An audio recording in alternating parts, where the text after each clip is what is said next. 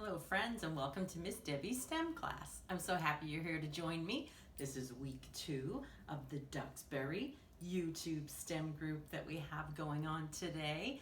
And Coco is here to join me. And Coco has another problem that he'd like you to help him solve. Now Coco has been outside a lot these past few days. There's been a lot of stormy weather, leaves blowing all over the place, trees down on the ground. So we've been out picking things up off the ground to see what we can find. We found some pine cones. We have found some leaves and some acorns and a whole bunch of different stuff that's been outside. And Coco was thinking, he's seen some puddles outside, and he is wondering why some things are on top of the puddle and some things have gone down below the puddle.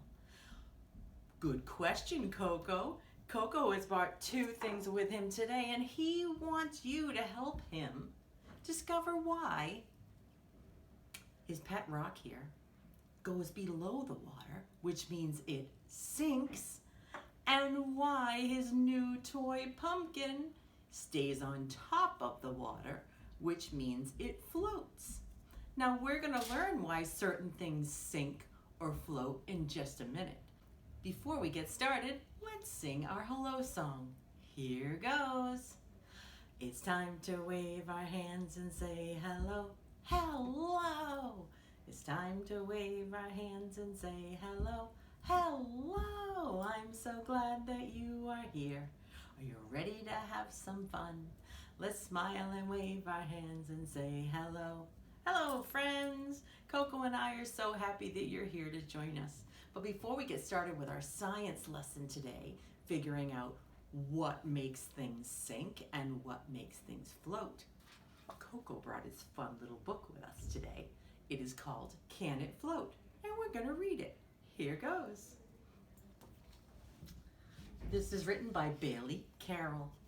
Look at that big rubber ducky. Have you ever seen one so big? I haven't. It's bigger than the boat. Can it float? A leaf can float on water. Wow, look at that. It's on top of the water. The ice can float on water. Look at the big chunks of ice that are floating on water. Now a leaf is really light and ice is very heavy, but they're both floating on top of water. A boat can float on water. We've seen boats float on water before. And a flower can float on water too. Again, a boat is very heavy and a flower is very light, but they're both floating on water. A ball can float on water, and the swan can float on water too. Isn't that pretty? Can the frog float on water? What do you think? It definitely looks like it's floating. The end. Well, that was just a little fun book to give you an idea of what things sink and what things float. Now, I am going to turn the camera around so you can see the activities that we'll be doing. And after we're done with the video, you can gather some supplies and do the activities on your own. Have fun. Hi, and welcome back to the science activity. What we are going to be doing is testing different things to see if they sink or float. Now, what Miss Debbie would like you to do is go on a scavenger hunt inside your house, outside your house with an adult, and get permission to get certain things that we can test. Now, when you're outside, you can find some pine cones, maybe leaves, maybe some acorns and a rock. Miss Debbie has also gathered some things inside. I have a straw. I have a wine cork. I also have some little toys here, a cranberry, a ball, a little bit heavy, a ball that's a little bit heavy. I have a gem. Let's see what else. Paper clip. Oh, a corn kernel, a hard corn kernel. So you can get anything you'd like, but just get permission to put it in water before you start our activity together. So after this video, you can go on a scavenger hunt, gather some things. You're going to need a bowl of water that you're going to test. You don't have to make it blue. Miss Debbie just did that so you could see it a little bit better. And you are going to start off our fun activity by asking yourself a question before you test your items. Miss Debbie's going to try her apple first, and I'm going to ask myself if I think that this apple will sink or float. So instead of just tossing things in the bowl, we're going to make it like a science experiment. We're going to guess, which is what scientists do. Then we're going to test it to see if it was right or wrong. And then we can learn from the different things that we tested whether we think other things are going to sink and float. Are you ready? Miss Debbie is going to say that this apple, it's very light. I'm thinking that it may float. Let's see. It does, it floats. Now I think if that was a heavier apple or real apple, that it may sink, which means that it goes under the water. Let me try something else. Coco, you wanted to know about your rock. Do you think Coco's rock is going to sink or float? Do you think it's going to go below the water or stay on top? I hear a lot of sinks. Let's see if you're right. Yes, it went right down to the bottom and it sank. Now let's try your pumpkin, Coco. What do you think? The pumpkin is about the same size as the apple, and the apple was floating on the water. Do you think the pumpkin is going to float, or do you think it's going to sink? Oh, I hear a lot of people say float. What do you think? Do you think it's going to float? Let's try it. Yes, it floats. It floats on top of the water. Now let's see if we can try something else. This is really small. This is like a marble or a little gem. Let's see, it's small and is somewhat light, just like the pumpkin and the apple. So do you think it might float? Yes? Let's see if it will float. Oh, it went right down under the water. Now this is really interesting because big or little things can float or sink. It doesn't seem that the size matters. We have found that if the stuff they are made of has a lot of air in it, I bet this has a lot of air in it, and I bet this one too, that the object is buoyant, and that means that it floats. When an object is buoyant, it has a lot of air in it, and it allows the object to float on top of the water. Now, if an object does not have a lot of air in it, then it is not buoyant, and that object is called dense. That means it sinks. So if an object is dense, it sinks. If an object is buoyant, then it floats. So here we're going to have a little more fun. We've tried out some objects. Miss Debbie wants you to have fun trying out some of your objects, and remember to guess before you test. I'm going to try this leaf. What do you think, Coco? Do you think the leaf will float or sink? It is light. You think it's going to float? Let's see if Coco's right. It's floating. The leaf is floating. You were right, Coco. What about our acorn? Our acorn's small. It's light. Wonder if there's a lot of air inside. If there's a lot of air inside, then it will float. Let's see. There's a lot of air inside of our acorn. It is floating. What about our gem? Look at our leaf is now sinking. I think it got really saturated with water, and it made it a little bit heavier than it was before it first went in. What about the gem? Do you think the gem will sink or float? Oh, I hear a lot of sinks. Let's see if you're right. It does. It sinks. How about the straw?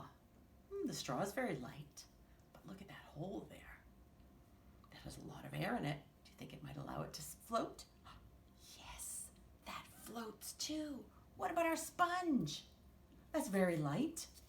It has a lot of air in it. See those little air pockets? Do you think it's going to sink or float? Sink? I think you're right. Let's try it. It sinks. You're right.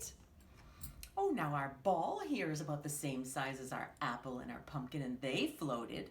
Do you think our ball is going to sink or float? You think it's going to float too? Let's test it out. Wait a minute. That ball sank. Maybe it has less air inside and it's more dense. Let's see what else we can try. A cranberry. Now a cranberry looks like the gem that fell to the bottom, but it also looks like the acorn.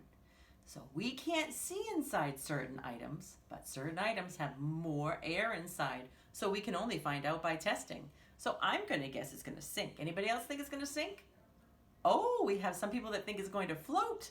Let's test it out, Coco. It does float. You're right. So it must have a lot of air in there.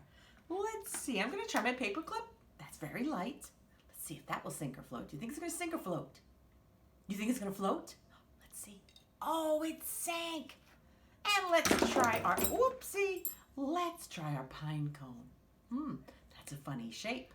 Has a lot of air space in there. So maybe it might float. Do you think it might float? They're saying float, Coco. Let's see if it floats. It floats. You were right. Well, Miss Debbie wants you to have a lot of fun experimenting with your items to see if they sink or float. And we'll be back for just another activity. See you in a minute.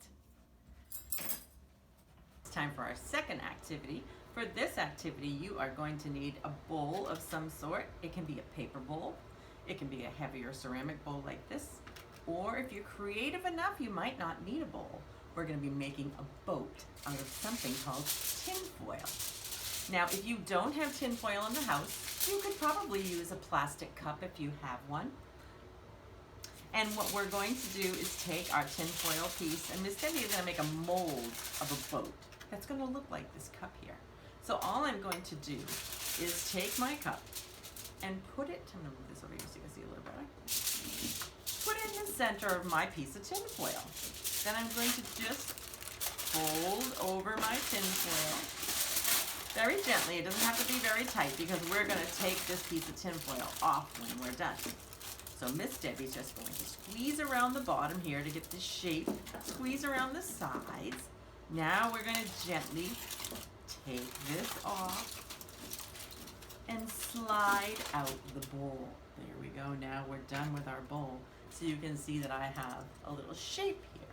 And all I'm going to do is fold over what was already folded over before. Doesn't have to be too difficult, and it doesn't have to look perfect. Tin foil is really easy to squish into place here. And for this activity, you are also going to need the bowl of water that you used.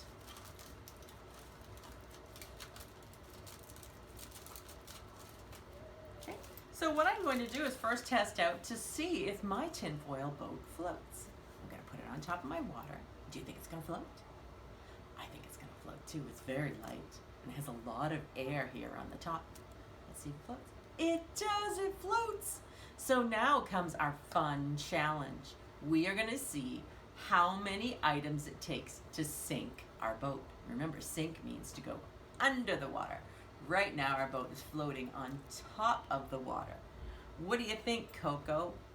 We are going to try some of these gems. Miss Debbie got these at the dollar store. $1 for a whole bag. But if you don't have gems, you could use anything heavy that you might have. Like you could use some marbles, maybe some rocks that you found outside. Miss Debbie tried macaroni and noodles in the past, but they have a lot of air in them and it takes a whole bunch of those to try to sink a boat. But anything that you have permission from a parent to use, guess how many it's going to take to sink the boat. So Miss Debbie wants you to guess how many marbles you think it might take to sink Miss Debbie's boat. It looks like I have at least 50 marbles here. I'm going to take a guess and say it's going to take about 20 marbles to sink my boat. What do you think, Coco? Oh, Coco, you think 15. Coco thinks 15. What are your guesses? All right, let's test it out and see if we're right. I said 20, Coco said 15. I'm going to start off. I'm going to do 2 at a time. 2, 4, 6. I'm going to do the bigger ones. 8, 10. Ooh, do you see some of the water coming up and the boat sinking into the water? 12. We're getting close to 15, Coco. 14. Let's see. 15. Oh, it didn't sink, but good guess, Coco. 16. 17, 18. Miss Debbie said 20. 19, 20. Oh, it's sinking a little bit, but it still has not gone all the way under the water. Let's see how many it's going to take. 22. 24. 26. Has anybody got it right yet? Congratulations if you have. 28. Can't believe it's still I'm still floating. 30. Are you close to your number? 31, 32, 33, 34. I can't believe how many it can hold. 35, 36, 37, 38. What do you think, Coco? Is it going to sink? 39, 40. Not yet. 41. 42, 43. I can't believe it's still floating. 44. 44. It took 44 of our gems to sink our boat. Coco and I had so much fun with you today learning about the words sink and float and the words buoyant and dense. I hope you learned a little bit of something that you never knew before. Thank you for being such fun scientists with me. And Miss Debbie wants you to continue this fun at home. Maybe if you're helping your mom or your dad rinse some fruit in a bowl of water, you can guess if the fruit's going to sink or float. Maybe later on at night, if you're taking a tub, you could practice with different items in the tub. Maybe bring in a plastic spoon, a metal spoon, some balls, some cups, maybe a comb, and you can do some experimenting on your own in the tub. We had so much fun with you today, and before we leave, we'd love to sing a goodbye song with you. Okay, here goes. It's time to wave our hands and say goodbye. Goodbye. It's time to wave our hands and say goodbye. Goodbye. We've had lots of fun, my friends, and we'll do it all again. It's time to wave our hands and say goodbye. Goodbye, friends. Until we see you again next week, stay happy and healthy. Bye.